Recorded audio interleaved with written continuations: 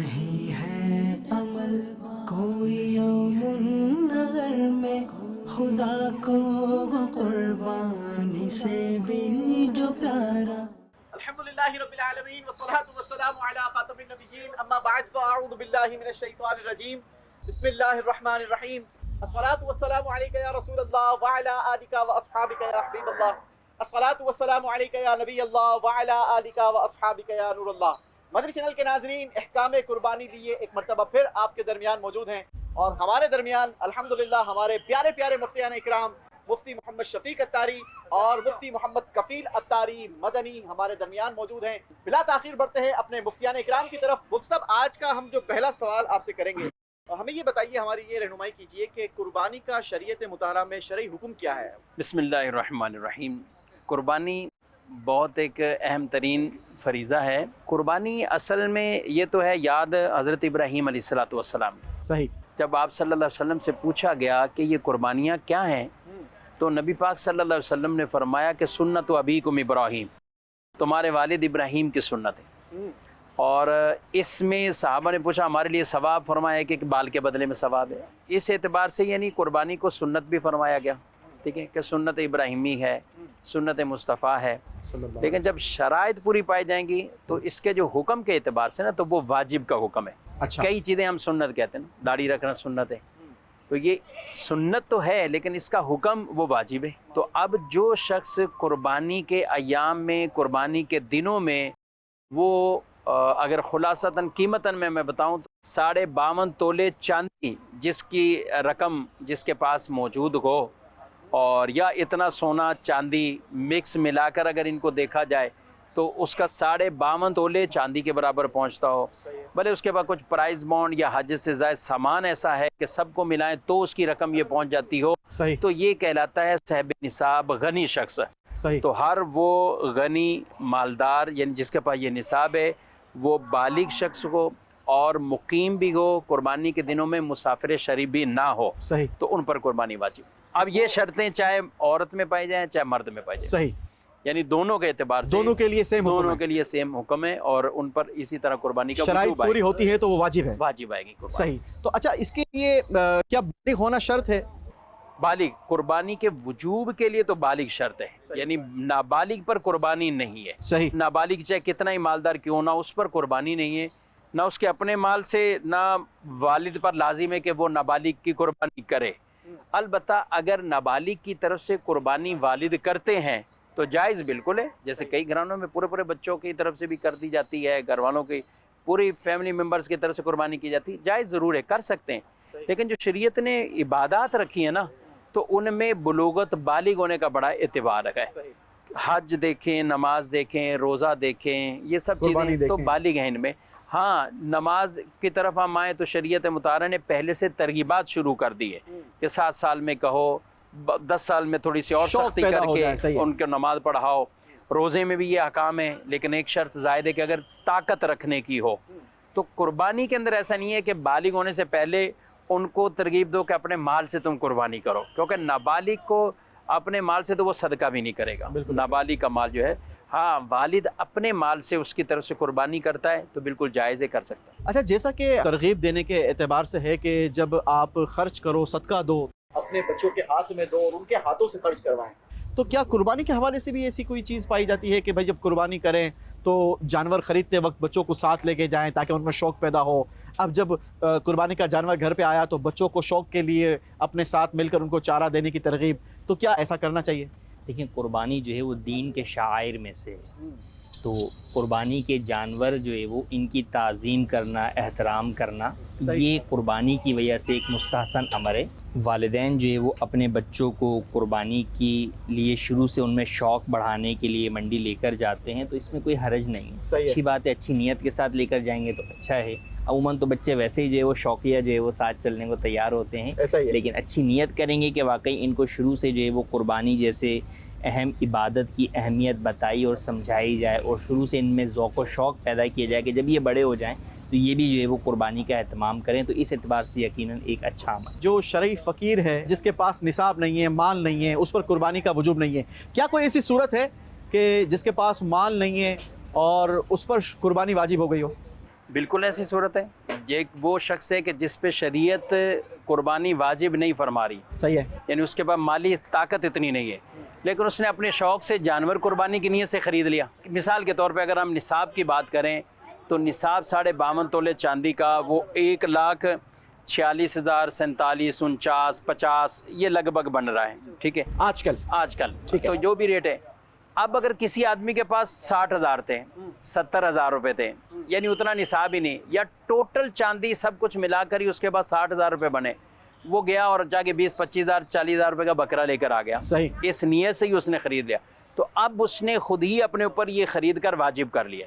اچھا, اب یہ نہیں کہہ سکتا کہ میرے اوپر واجب نہیں تو میں اس کو بیچ دوں, وہ اس پر لازم ہو چکی ہے کیونکہ اس نے قربانی کی نیت سے خریدا ہے. نیت سے خرید. قربانی کی نیت سے خریدے گا تو شریف فقیر جو صاحب نصاب نہیں ہے تو اس پر قربانی واجب ہو جائے گی. کوئی ایسا شخص ہے یا کوئی ایسی فیملی ہے کہ جس کے پاس مثال کے طور پر جانور تو ہے, ٹھیک ہے, اب اس نے پالا بھی ہے اور اس نے نیت کر لی قربانی کی, ہے شریف فقیر, تو کیا اب اس صورت میں اس پر قربانی واجب ہوگی یا نہیں ہوگی؟ دیکھیے, ایک صورت یہ بیان کی کہ خریدتے وقت قربانی کی نیت ہے, وہ تو ٹھیک اور ہے. ایک یہ ہے کہ خریدتے وقت قربانی کی نیت نہیں, ویسے ہی پالنے کے لیے لے کر آیا تھا.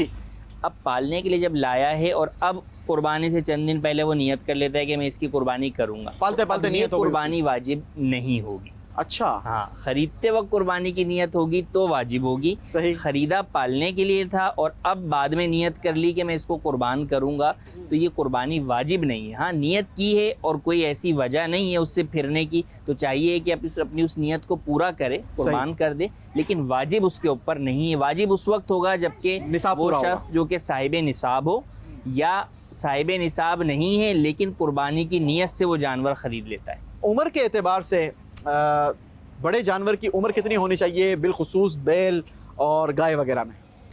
بڑے جانور کی عمر بیل اور گائے 2 سال اور اونٹ 5 سال. صحیح. تو ان کی 2 سال عمر ہونا ضروری ہے, کم از کم منیمم ان کی عمر وہ 2 سال ہے. اس سے زیادہ جتنے کے بھی ہوں اس کے اندر حرج نہیں ہے. صحیح. اور اس 2 سال کی جو علامت ہے وہ ظاہری طور پر وہ ان کا 2 دانت والا ہونا ہے, کہ وہ اس علامت سے پتہ چل جاتا ہے کہ یہ 2 دانت والے جانور ہو گئے. اگر کسی نے اپنے پاس ہی اس جانور کو پورا 2 سال پالا ہے تو اگرچہ 2 دانت نہ ہو تو اس کی قربانی وہ کر سکتا ہے. اچھا مفتی صاحب, یہ دیکھیں ماشاءاللہ کتنا خوبصورت جانور ہے نا ماشاءاللہ. اب یہاں پر شوق سے آئی ہے, فیملی آئی ہے, یا کچھ لوگ آئے ہیں, جانور پسند کیا, مول تول کیا, گھر لے کے گئے, گھر لے جا کر جب بچوں کو دکھایا یا فیملی کو دکھایا تو گھر کے کچھ افراد کو, فیملی کے کچھ افراد کو جانور پسند نہیں آیا. اب فیملی ضد کر رہی ہے کہ جناب اس کو چینج کریں, اس کو واپس دے آئیں, تو کیا ایسی صورت ہو سکتی ہے کہ اس کو واپس چینج کیا جا سکے؟ جانور جو قربانی کے لیے خرید لیا نا جی, تو اب اس میں اگر تو ایسا شخص جس نے جانور خریدا ہے جو تھا ہی شریف فقیر جس پر قربانی واجب نہیں ہے, صحیح ہے, تو وہ تو نہیں بدل سکتا. اس پر تو ضروری ہے کہ اسی کو ہی قربان کرے, وہ جو لے کر آیا اسی کو ہی قربان کرے, اس کو بدلنا نہیں ہے. اب اگر ایک مالدار آدمی, جیسے ہم یہاں کھڑے ہیں تو اتنے اتنے بڑے جو جانور لے کے جاتے ہیں یہ عموماً مالدار لوگ ہوتے ہیں, تو اب اگر جانور ایسا لے لیا اور پھر گھر والے کہہ رہے ہیں یا خود کہہ رہے ہیں کہ یہ بیچ دوں تو میں اب کوئی اور جانور لے لوں. بھائی بچوں کو مارنا شروع کر دیا یہاں سے, تو بڑا اس کو چیک کر کے لے کے گئے تھے, چلا کے بھی چیک کیا تھا, بچوں نے بھی چیک کیا تھا, لیکن گھر جا کر بچوں کو 2-3 اگر اس نے سر گھما دیے تو بچوں کا بھی سر گھوم گیا کہ اس کو بیچ دو پاپا, ہم کو یہ نہیں چاہیے, اس کو چینج کرو. اس کو باندھے اور اس کو قربانی کے دنوں میں قربان کریں. البتہ مسئلہ شرعی یہ ہے کہ قربانی کی نیت سے جانور اگر کسی نے خرید لیا تو اس سے تجارتی نفع یہ اٹھانے کی اجازت نہیں. کوئی یہاں سے لے کے چلے گیا 10 لاکھ کا 15 لاکھ کا, قربانی کی نیت سے, جی جیسے 15 لاکھ روپے کا اس نے خریدا, اب گھر گئے اور سامنے کسی کو پسند آ گیا, وہ بولا بھائی ہاتھ کے ہاتھ 18 لاکھ مجھ سے لو, 3 لاکھ کا نفع ہو گیا, 3 لاکھ کا نفع, تم 15 کا دوبارہ لے کر آ جاؤ. صحیح ہے. تو یہ یوں نفع اس کے لیے رکھنا یہ جائز نہیں ہوگا.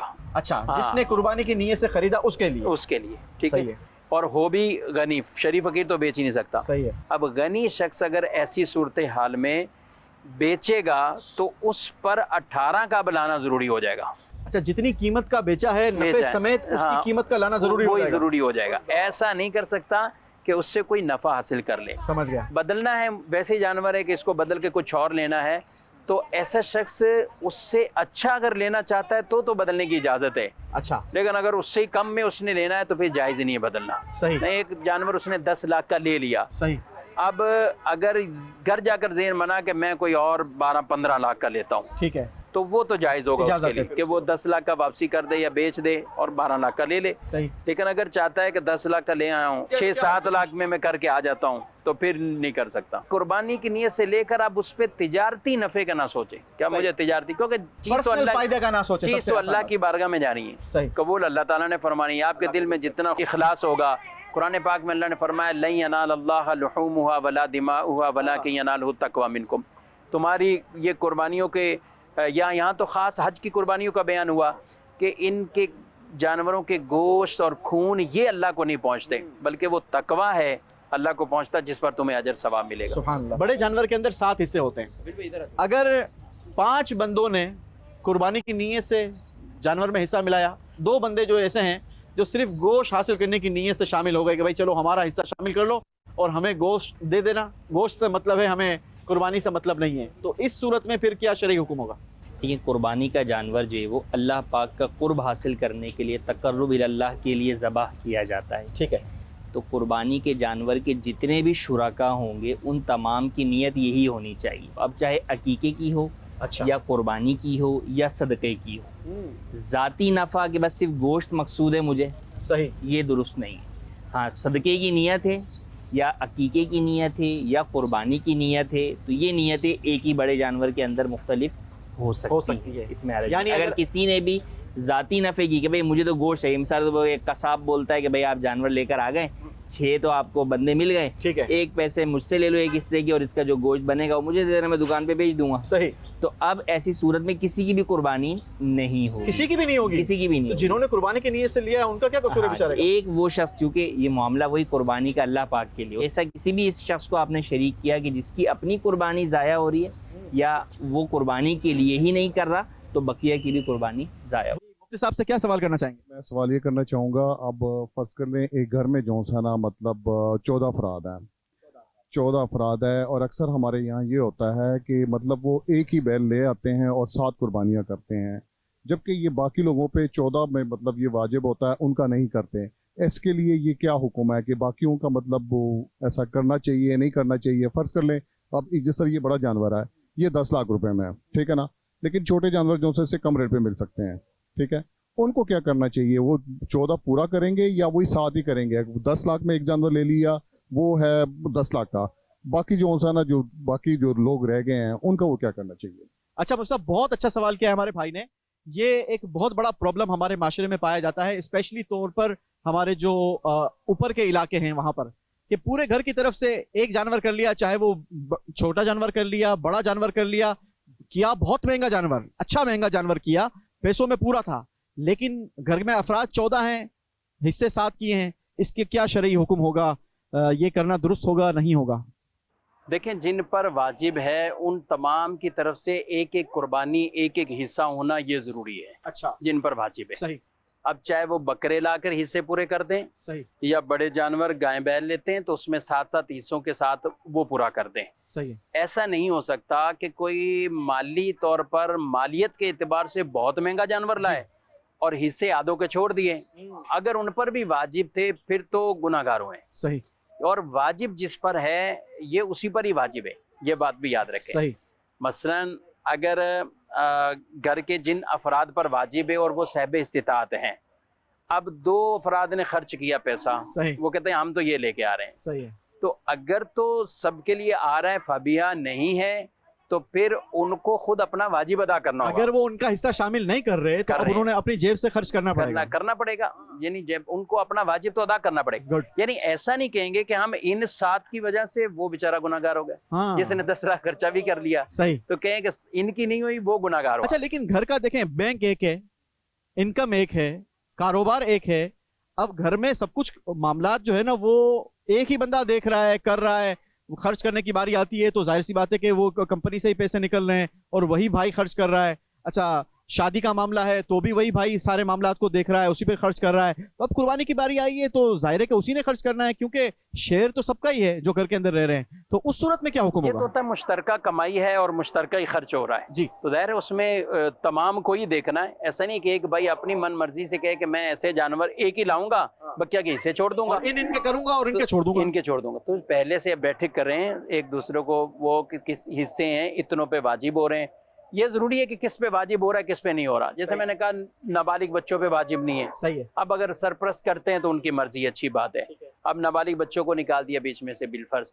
इसी तरह घर के अफराद वो कि जिन पर इतनी ताकत इस्तेताद नहीं है, कुछ ऐसे भी होंगे, कुछ बच्चे ऐसे हैं कि स्टूडेंट हैं, पढ़ रहे हैं, लेकिन उनके पास अपनी सेविंग नहीं है, कुछ ऐसी चीज़ें भी नहीं है, जो कुछ है वो खर्चा उनको हो जाता है, बस उनको घर से खर्चा मिलता है और कुछ नहीं जमा।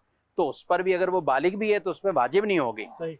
हाँ, ख़वातीन हैं, बीवियाँ हैं, उनके पास ज़ेवरात हैं, दीगर ये चीज़ें हैं, तो घर के सरपरस्त ही उमूमन, जो हमारे यहाँ एक रिवाज है कि जिसमें अंडरस्टूड है कि इजाज़त है कि वो कुर्बानी करेंगे, तो उनको फिर इस तरह तमाम का ही ख्याल रखकर ये जानवर लाना चाहिए। अच्छा, कुर्बानी के लिए क्या इजाज़त लेना ज़रूरी है? जैसे मिसाल के तौर पर घर में 10 अफराद हैं और 10 पर कुर्बानी वाजिब है, लेकिन एक बैंक है और एक ही कारोबार है, घर का खर्च वगैरह चलाने का सिलसिला सब एक ही तरफ से हो रहा है, तो क्या अब जब वो बंदा जानवर लेकर आएगा तो हर एक से अलग अलग इजाज़त लेना ज़रूरी होगी, या नहीं वो लेकर आएंगे तो सबकी तरफ से ये एक्सेप्ट हो जाएगी? लेकिन जब भी किसी और की तरफ से आप कुर्बानी करेंगे तो उसकी तरफ से इजाज़त होना ज़रूरी है। इजाज़त दो तरह होती है, एक ये कि वो वाज़े तौर पर आप उससे पूछे और वो कह दे कि भाई मेरी तरफ से कुर्बानी कर दें आप, सही। और एक ये होता है कि वो शख्स मालूम है कि वो उसकी ज़ेरे कफ़ालत है, जैसे बीवी है, तो अब बीवी के सारे खर्चे शौहर करता है, तो अब शौहर उसकी तरफ से जब कुर्बानी करता है तो वो अंडरस्टूड बात होती है कि औरत की तरफ से इजाज़त है कि भाई तुम मेरी तरफ से कुर्बानी कर दो। इसी तरह वो बालिग बच्चे हैं कि जो उसके ज़ेरे कफ़ालत हैं और वो साहिब निसाब भी हैं, तो वो उनकी तरफ से अंडरस्टूड तौर पर इजाज़त है। और जहाँ ऐसी सूरत हाल ना हो, भाई भाई ये अलग रहते हैं, ये अलग रहता है, अब अगर ये उनकी तरफ से कुर्बानी करना चाहता है, या मिसाल वो भाई ये जो बैरून मुल्क में रहता है, अब ये उसकी तरफ से कुर्बानी करना चाहता है, तो अब इसको उससे इजाज़त लेनी होगी कि भाई मैं आपकी तरफ से यहाँ पर कुर्बानी कर रहा हूँ, वो ओके कर देगा तो फिर उसकी तरफ से कुर्बानी अदा हो जाएगी। ठीक है। अच्छा, इसी तरीके से जो बच्चों का मुफ्ती साहब ने कहा कि जो ज़ेरे किफ़ालत बच्चे हैं, तो अब उनसे इजाज़त लेना ज़रूरी नहीं है? जी, जो ज़ेरे किफ़ालत बच्चे हैं उनसे इजाज़त लेना ज़रूरी नहीं, कि उनकी तरफ से अंडरस्टूड तौर पर जो है वो इजाज़त मौजूद है। अच्छा, यहाँ एक मसला ये हो जाता है जी कि जैसे चले, ये तो हम एक अपर लेवल की फैमिलीज़ की बात कर रहे हैं ना, कि जिनका कुर्बानियाँ इतनी होती, जानवर इतने होते हैं। अगर हम आम नॉर्मल तबके की करें तो वहाँ पे बाद औक़ात बीवी पे कुर्बानी वाजिब हो रही होती है, शोहर पे नहीं। सही है। शोहर एक आम ड्यूटी करता है, मुलाजमत करता है, वो 30,000 35,000 40,000 कमाता है, खर्च कर देता है। बीवी अपने पास जेवरात लेकर आई है, बीवी कुछ ऐसी चीज़ें लेकर आई है, तो असल ये चीज़ भी समझनी चाहिए कि ये इबादत है किस पर। सही। बीवी, अगर बीवी पर ज़कात लाजिम हो रही है तो बीवी पर ये इबादत है। सही। कुर्बानी है तो बीवी पर ये कुर्बानी है। सही। यानी हर चीज़ मुन्ने के अब्बा के खाते डाल दें, ऐसा नहीं, आप ही करो, ऐसा है नहीं। वो करते हैं, अच्छी बात है, लेकिन एक टाइम ऐसा आता है कि सामने वाला कह रहा है कि मेरी इस दफ़ा गुंजाइश नहीं है, ठीक है, मेरे पास कोई सेविंग नहीं है, कुछ भी नहीं है।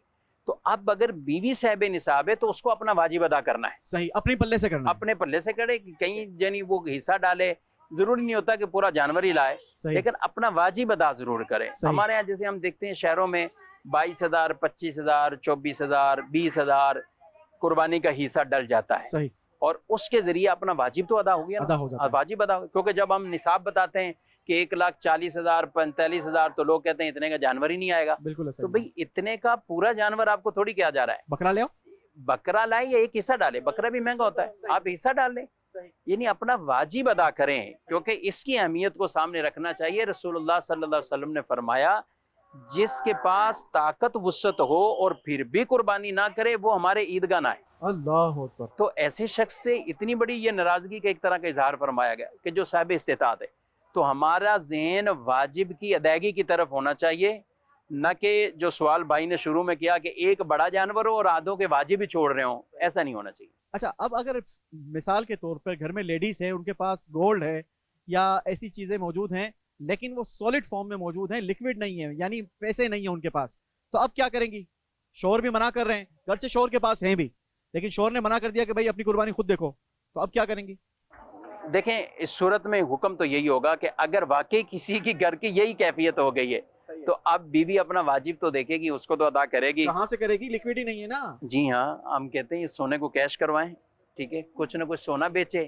اگر یہ نہیں کر سکتی تو پھر کچھ قرضہ لے لے, اور اپنا یہ واجب ادا کر لے, بعد میں قرضہ واپسی کر دے. صحیح. مطلب اگر 20,000 25,000 کسی سے پکڑ لیے, شور کو ہی منانا پڑے گا, اور کیا کہاں جائے شور گی کو بیچارہ؟ منا لے. ہاں شور کو منا لے, یہ بھی صحیح ہے, شور منا لے.